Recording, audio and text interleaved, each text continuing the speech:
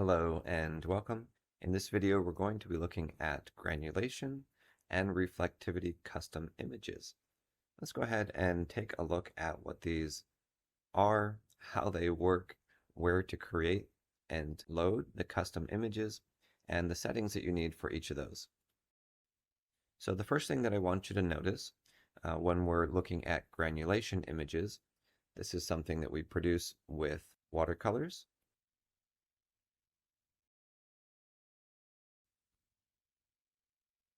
We're going to turn on tilt so that this speeds up the process a little bit. And you'll notice here in the layers panel, right here, the far right, fast dry, this remains white while the layer is diffusing. Now you should start to see there's a handful of shapes and patterns that are revealing themselves in the granulation here. That image looks like this. I produced this in Rebelle. I chose these different patterns and colors and contrast levels so that you could see what things showing up in granulation. So you can see that the green and the black and the red, these have all come through a lot stronger. Now to adjust these settings, we're going to go into visual settings. This is keyboard shortcut F12. And you can see here in the watercolor section, notice that we have an improved visual settings panel. I really like these changes here. You can see in granulation, I have selected granulation demo 2. Click on custom image to open up a file browser and you can find your image. This image is restricted to 1024 by 1024 pixels.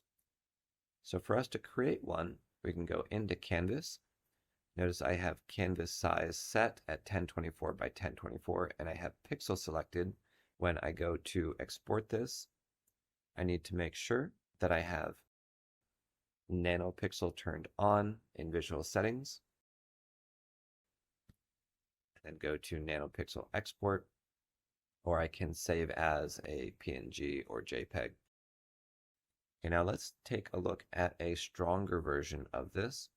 So we're going to turn on visual settings, strength and density, and bring these up. Strength would be how dark it shows up, and density, how full that image is. So here you notice that there's quite a bit of patterning and other things going on, not just simply the dark sections. So let's bring this up. Let's undo and redo.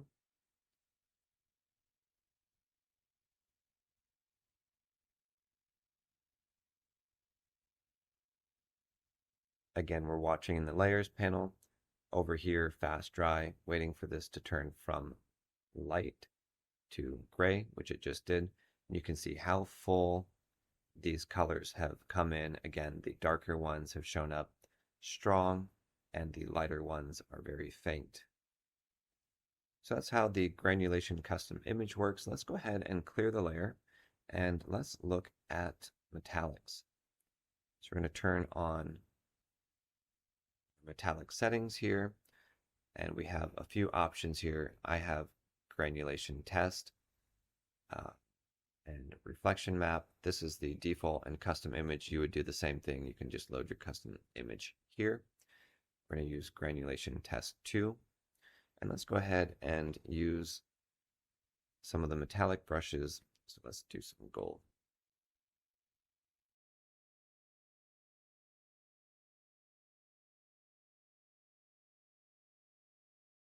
This should be good enough for us to get an idea of what's going on.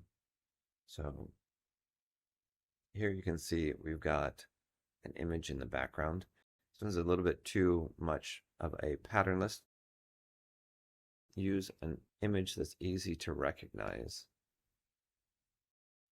All right, so let's use this image here that I created. You can choose custom image and load in whichever one that you would like. Again, there's not an image size limitation here. You can use whatever size and a variety of different image types.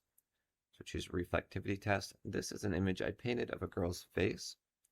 You can see scale makes it larger, and strength, when this is turned to the right, this kind of frosts, it adds more texture into it. As you bring it to the left, there's more clarity.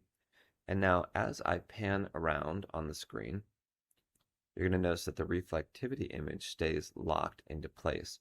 The canvas is moving over the top of it. Now, if you are painting and you want a specific part of your reflectivity map to be showing, then you can lock reflectivity. That will pin the two things together. So now when you zoom in and you have a certain part of the canvas that you want to be working on, you can do exactly and align this exactly the way that you want it.